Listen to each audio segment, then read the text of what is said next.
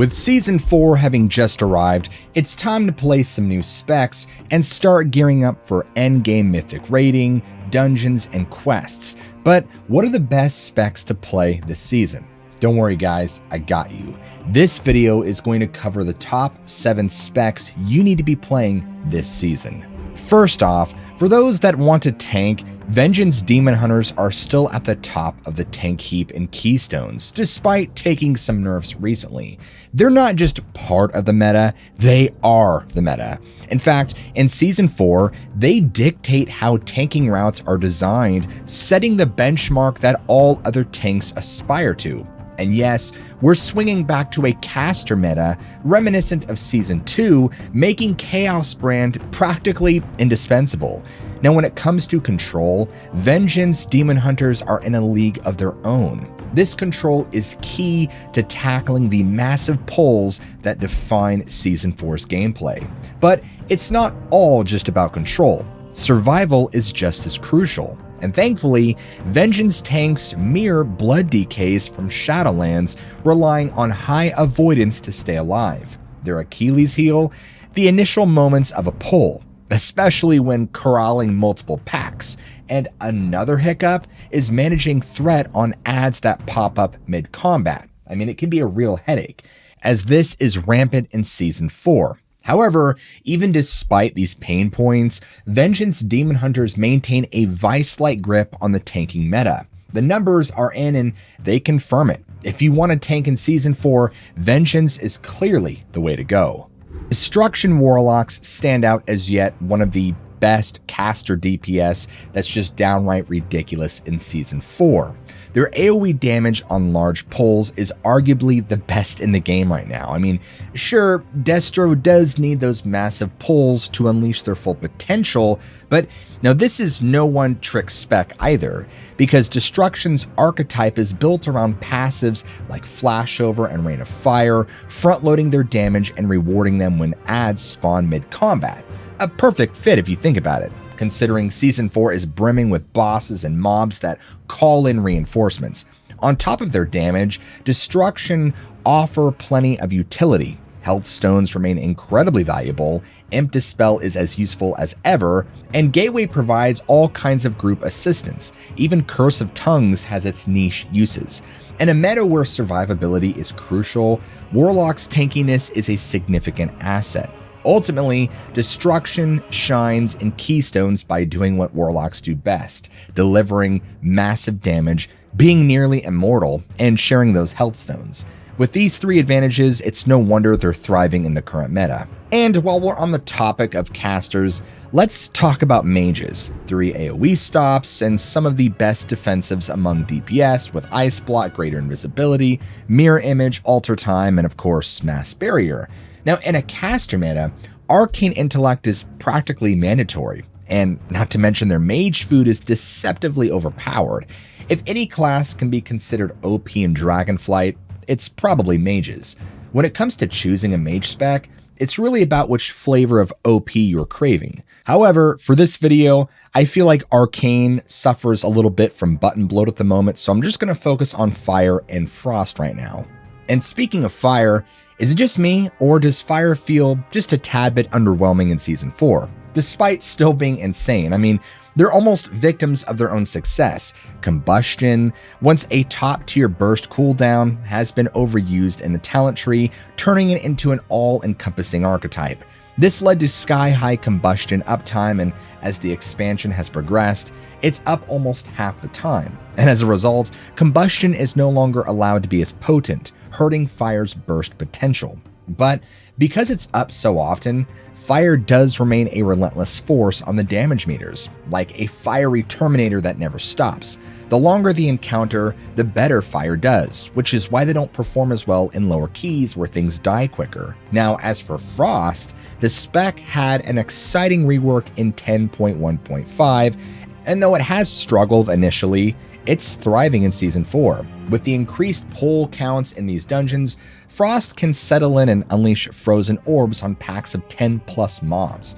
Frost also scales beautifully this season, valuing all stats while Fire is not as appealing as it was at the end of Season 3.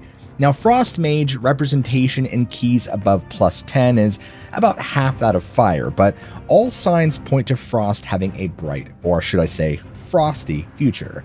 The best mages will be flexing between Fire and Frost, but Frost is in the best position it's ever been, at least in my opinion. So if you prefer to pick and stick, Frost is strong enough to handle it. Shadow Priests. Now, despite the nerfs and adjustments, Shadow Priests have been a staple of high keys for the past year now. I mean, even before their rise to divinity in Season 2, they were headlining Raider.io in Season 1 thanks to their unmatched utility. I mean, Vampiric Embrace is a group-wide defensive cooldown, custom-made for dungeon boss fights. Mind Soothe? It's ridiculously overpowered and arguably a better routing tool than Rogue's Shroud of Concealment. Mass Dispel got hit hard with nerfs in Season 3, but in the right scenarios, it's so impactful that its 2-minute cooldown is justified. And let's not forget Power Infusion, a meta-defining cooldown that's one of the strongest in the game. Oh, and our old friend Power Word Fortitude, bringing an extra 5% stamina boost that's absolutely essential. Pair this outstanding support toolkit with Shadow's personal defensives. I mean, guys, you've got one of the game's most versatile specs. But let's be clear, Shadow isn't just about utility. Their damage is no joke, and with the return of the Season 2 set bonus, their AoE and single target output rank among the highest of any spec. I mean, Shadow Priests thrive on those long 10+ trash pulls, spreading vampiric touch and unleashing shadowy apparitions. Now, that same build can hold its own against the top single target specs in boss fights. I don't know about you guys, but Shadow Priests are looking pretty good this season. Windwalker Monks. Now, they might be flying under the radar, no pun intended, but they've got a lot going for them, making them an excellent pick for Season 4. So, why should you play a Windwalker? Well, for starters, their AoE is mostly uncapped, which is a huge advantage this season. The spec is actually designed around 2-minute burst windows using Zen, and outside of that, it leans on random procs to sustain its damage. I mean, sure, RNG isn't always kind. It can leave you floundering one moment and then make you a damage god the next, but that's part of Windwalker's charm. In terms of control, Windwalker delivers with Leg Sweep and Ring of Peace, while Tiger Lust is an underrated gem for utility, allowing you to clear specific debuffs from allies or give your sluggish teammates a much needed boost out of explosive group mechanics. I am looking at you, DKs. Plus, Windwalkers pack plenty of personal defensives, ensuring they've got a tool ready for those heavy AoE phases. Ultimately, Windwalkers specialize in melee stacking compositions that maximize Mystic Touch, working brilliantly alongside specs like Outlaw Rogue or even Arms Warriors. While Windwalker may not be the absolute meta hero, it's a reliable playmaker that knows how to support its team like a seasoned sports star. And while we're on the topic of classes that deal with a lot of RNG, well, this spec takes the cake. For melee DPS enthusiasts, Outlaw Rogue is simply shining brightly in Season 4, holding strong after dominating the meta in Season 3. Now, what makes Outlaw exceptional is its sheer raw damage output. But let's not overlook the utility it packs either.